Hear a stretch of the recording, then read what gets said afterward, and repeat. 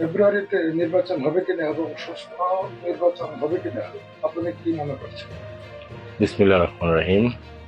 আমি আশা করছি যে সামগ্রিক যে রাজনৈতিক পরিবেশ আছে তাতে ফেব্রুয়ারিতে নির্বাচন হবে ইনশাআল্লাহ।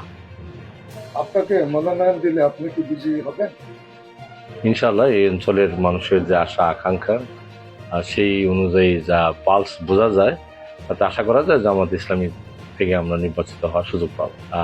অতীতেও নির্বাচন হয়েছে, আমরা 1991 সালে নির্বাচন করেছি, 96 নির্বাচন করেছি, 2001 সালের জোটের প্রার্থী হিসাবে নির্বাচন করেছি। সামান্য অল্প ভোটের ব্যবধানে বরাবরই আমাদেরকে অন্যরা আমাদের কাছে বিজয় ছিনিয়ে নিয়েছে। আমরা আশা করি এবার মানুষ যেভাবে ঐক্যবদ্ধ হয়েছে এবং সারা দেশে জামাত ইসলামী যে ইমেজ সৃষ্টি হয়েছে তাতে অবশ্যই আমরা আশা করতে পারি যে ফুলবাড়ি থেকে বিপুল ভোটের ব্যবধানে আমরা বিজয়ী হব ইনশাআল্লাহ। দলের পক্ষ থেকে শেষ পর্যন্ত আপনাকে সমর্থন না দিলে কি করবেন?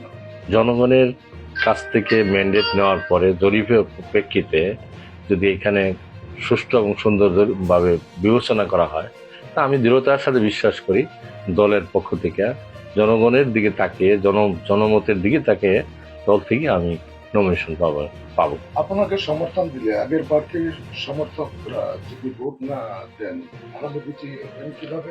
কারণ আরো তো একটা সমর্থক গোষ্ঠী রয়েছে। না, দলের পক্ষ থেকে যখন আমরা মনোনীত হব তো সবাই আমরা ঐক্যবদ্ধ হবে এই আসন তুলে আনার জন্য সংঘবদ্ধভাবে প্রচেষ্টা চালাবো ইনশাআল্লাহ। একটি ইসলামিক সংগঠন হিসাবে জামাতের সিদ্ধান্তের বিরুদ্ধে অবস্থান নেওয়াকে আপনি কিভাবে দেখছেন? জামাতের সিদ্ধান্তের বিরুদ্ধে অবস্থান নেওয়া তো আমরা কাম্য মনে করি না, আর জামাত জনগণের সিদ্ধান্তের বিরুদ্ধেও কোনো ধরনের ভূমিকা রাখবে করে আমি মনে করি না। সুতরাং যে জনগণ ভোট দেবে তাদের সপক্ষে জামাত সিদ্ধান্ত নেবে, এটি স্বাভাবিক এবং আল্লাহর কাছে সেভাবেই আমরা কামনা করি। জামাতের গঠনতন্ত্র অনুযায়ী রকম সুযোগ সুবিধা আছে কি? না, ওই কি কথা বলার প্রশ্ন করার কোনো যৌক্তিক নেই।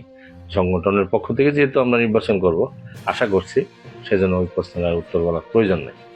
আপনাকে দল সমর্থন দিলে এবং আপনি বিজয়ী হলে কি কি পদক্ষেপ নেবেন?